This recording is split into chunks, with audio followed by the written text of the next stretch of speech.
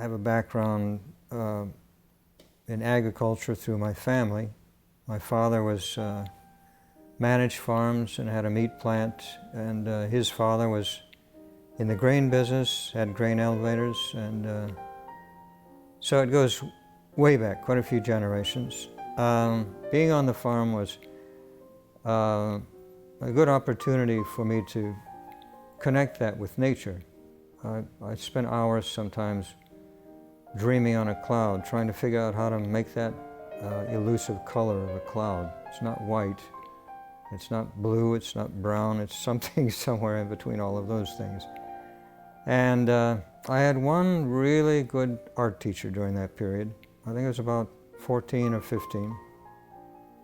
And I think she thought I wasn't working hard enough at it, because she said I had a God-given talent, and because of that I had a great responsibility to use that talent and to use it well. And that stuck with me for all of these years. I'm very lucky as a portrait artist in the fact that I can lose myself in my interest in other people. I find them fascinating, and I do enjoy having sort of an out-of-body experience. I think it's probably parallel with what actors do who take on a particular character that might actually be very different from their own. They get kind of a vicarious thrill by becoming the other person, by escaping themselves into another persona. The portrait gives tribute to a person, to that person's good character and accomplishments, and hopefully to that person's principles, their thoughts, their beliefs, their loves for their work, for people around them. And I think that encourages people to follow suit. It gives them faith if they have that inclination to begin with. They look at that person from the past and they say, yeah, people really appreciated that person for those qualities.